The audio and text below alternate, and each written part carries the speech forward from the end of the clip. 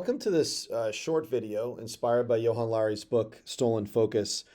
Uh, 5 specific ways the internet is designed to harm our attention. And again, I just want to reiterate, I'm not anti-technology and I'm not anti-internet. My last video in this series is going to be a proactive approach to using technology without having it harm our attention. But I think it's important to know how the internet works. If you're interested in a documentary, there are various places to go to do this research um, in terms of how the internet is designed to harm our attention. But Hari's reflections, I think, are really important. So this is a relatively quick sort of 5 reasons video. The first is that the apps and websites that we use most often, like Twitter and Instagram and Snapchat, are designed to train our minds to crave frequent rewards. This goes back to the B.F. Skinner behavioral psychology business.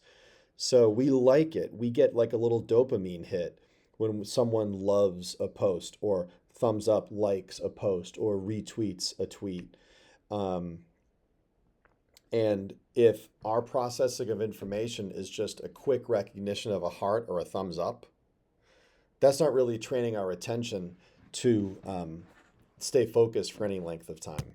Secondly, the second reason the second way the internet sort of damages our attention is the sites that we use cause us to switch our attention more than we normally would.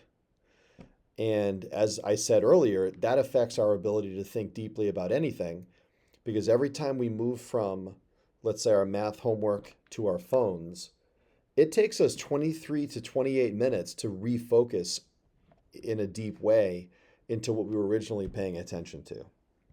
Third, the internet sites know what we want to see. And this is the part that is scary. And the sites keep feeding it to us so that we struggle putting our phone or iPad down. So older technologies didn't target us this way. Televisions didn't target us this way in the same way. But as Hari says, social media knows where to drill. It learns our most distractible spots and it targets them. How often have you researched something with sports or politics or some issue you care about?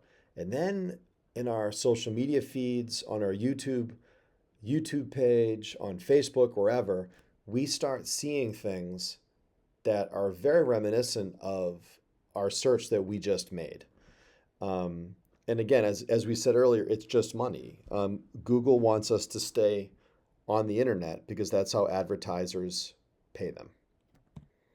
4, because of the way internet algorithms work, so the internet's ability to figure out based on everything we type into our computer what's going to keep us on our computer, that formula, the sites make us angry a lot of the time.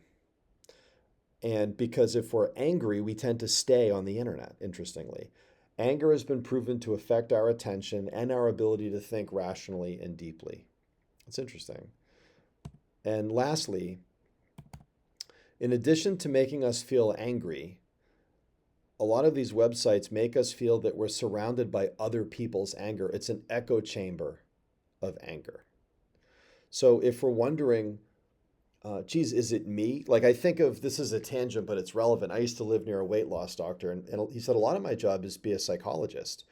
That don't beat yourself up if you have struggled with your weight, because the food economy, he said, wants us to struggle with weight. The way food is marketed and advertised, and the way particularly American food is marketed and advertised. So the system makes it difficult. So we can't beat ourselves up too much. When we struggle getting off the internet, it's okay to admit that the internet wants it that way, right? And there are forces bigger than ourselves at work. I just think it's good to know, and Hari thinks it's good to know that fact and how that plays out. So hopefully this doesn't make us too paranoid, but makes us sort of honestly look at the problem we're dealing with.